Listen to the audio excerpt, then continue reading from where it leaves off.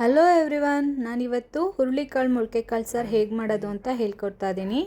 ಅದಕ್ಕೆ ಬೇಕಾಗೋ ಸಾಮಗ್ರಿ: ತೆಂಗಿನಕಾಯಿ, ಟೊಮೆಟೊ 1, ಚಕ್ಕೆ ಲವಂಗ, ಆಲೂಗಡ್ಡೆ 2, ತೆಂಗಿನಕಾಯಿ ಅರ್ಧ ಹೋಳು, ಮತ್ತು 4 ಈರುಳ್ಳಿ ಮತ್ತು ಶುಂಠಿ ತೊಗೊಂಡಿದ್ದೀನಿ. ಇದಿಷ್ಟೇ ಬೇಕಾಗೋ ಸಾಮಗ್ರಿ. ಇದು ಅರಿಶಿನ ಈರುಳ್ಳಿಗೆ ಕಟ್ ಮಾಡಿ ಇಟ್ಕೊಂಡಿರೋದು. ಶುಂಠಿ, ಚಕ್ಕೆ ಲವಂಗ, ಅರಿಶಿನ ಮತ್ತು ಈರುಳ್ಳಿ. ಮತ್ತು ಅದಕ್ಕೆ ಖಾರಕ್ಕೆ ಟೊಮೆಟೊ, ಚೂರು ಧನಿಯಾ ಪುಡಿ ಮತ್ತು ಹಸಿಮೆಣ್ಸಿನ್ಕಾಯಿ ಪುಡಿ ತೊಗೊಂಡಿದ್ದೀನಿ. ತೆಂಗಿನಕಾಯಿ ಅರ್ಧ ಹೋಳು, ಅದನ್ನು ಸಣ್ಣದಾಗಿ ಪೀಸ್ ಮಾಡ್ಕೊಂಡು ಇಟ್ಕೊಂಡಿದ್ದೀನಿ.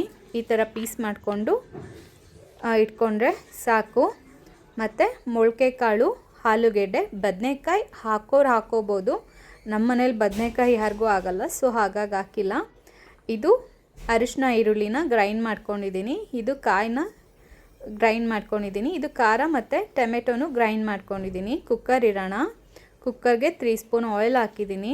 ಹುರುಳಿಕಾಳು ಏನಿದೆ ಅದನ್ನು ಹಾಕ್ಕೊಂಡು ಚೂರು ಹುರ್ಕೊಳ್ಳೋದು ಅಂದರೆ ಅದೊಂಚೂರು ಹಸಿ ವಾಸನೆ ಹೋಗಬೇಕು.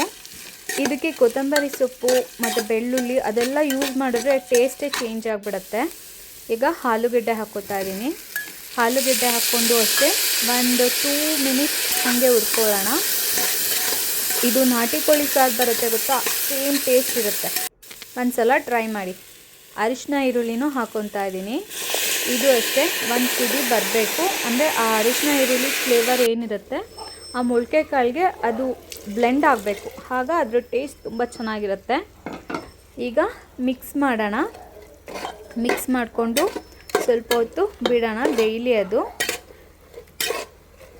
ತುಂಬ ಅಂದರೆ ತುಂಬ ಈಸಿ ಇದೆ. ಇದು ತಿನ್ನೋಕ್ಕೂ ಅಷ್ಟೇ ತುಂಬ ಟೇಸ್ಟಿಯಾಗಿರುತ್ತೆ.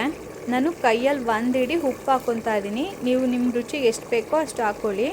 ನಾನಿದು ಸ್ವಲ್ಪ ಮಾತ್ರ ಹಾಕ್ಕೊಂಡಿದ್ದೀನಿ. ಆಮೇಲೆ ಇನ್ನೊಂಚೂರು ಉಪ್ಪು ಹಾಕ್ಕೋತೀನಿ ಎಂಡಿಂಗಲ್ಲಿ. ಇದು ಟೊಮೆಟೊ ಮತ್ತು ಖಾರದ ಪುಡಿ ಗ್ರೈಂಡ್ ಮಾಡ್ಕೊಂಡಿದ್ನಲ್ಲ ಅದು. ಇದು ಅಷ್ಟೇ, ಇದು ಒಂದು ಕುದಿ ಬರಬೇಕು. ನಾನು ಅದಕ್ಕೆ ನೀರು ಹಾಕ್ಕೊಂಡಿರಲಿಲ್ಲ, ಎಕ್ಸ್ಟ್ರಾ ನೀರು ಆ್ಯಡ್ ಮಾಡ್ಕೊತಾ ಇದ್ದೀನಿ. ನಿಮ್ಗೆ ಇನ್ನೂ ನೀರು ಬೇಕು ಅಂತ ಅನಿಸಿದ್ರೆ ಕಾಯಿ ನೀರೆಲ್ಲ ಹಾಕ್ತೀವಿ ಗೊತ್ತಾ, ಕಾಯಿ ಗ್ರೈಂಡ್ ಮಾಡಿರೋದೆಲ್ಲ, ಆವಾಗ ನೀವು ಬೇಕಾದ್ರೆ ಹೆಚ್ಚಿಗೆ ಇನ್ನೊಂಚೂರು ನೀರು ಹಾಕ್ಕೋಬೋದು. ಆಮೇಲೆ ಸಾಂಬಾರಿಗೆ ತುಂಬ ನೀರು ಹಾಕ್ಲೂಬಾರ್ದು, ಚೆನ್ನಾಗಿರಲ್ಲ. ನೋಡಿ, ಈಗ ಕಾಯಿ ನೀರು ಹಾಕಿದ್ದೀನಿ. ಇಷ್ಟೇ, ಕಾಯಿನೆಲ್ಲ ಗ್ರೈಂಡ್ ಮಾಡಿಕೊಂಡು ಇನ್ನೊಂದು ಹಿಡಿ ಉಪ್ಪು ಹಾಕ್ಕೋತಾ ಇದ್ದೀನಿ. ಸಾಕು, ಈ ಸಾಂಬಾರು ಅದಕ್ಕೆ ಇಷ್ಟು ಸಾಕು. ಈಗ 1 ಅಥವಾ 2 ವಿಷಲ್ ಹೊಡೆಸ್ಕೊಂಡ್ರೆ ಸಾಂಬಾರು ರೆಡಿ. ನೋಡಿ, ರೆಡಿ ಆಯಿತು. ಮೊಳಕೆಕಾಳು ಸಾರು ಟ್ರೈ ಮಾಡೋದನ್ನು ಮರಿಬೇಡಿ. ಶೇರ್, ಲೈಕ್, ಕಮೆಂಟ್ಸ್ ಮಾಡೋದನ್ನು ಮರಿಬೇಡಿ. Thank you for watching my video. Thank you so much.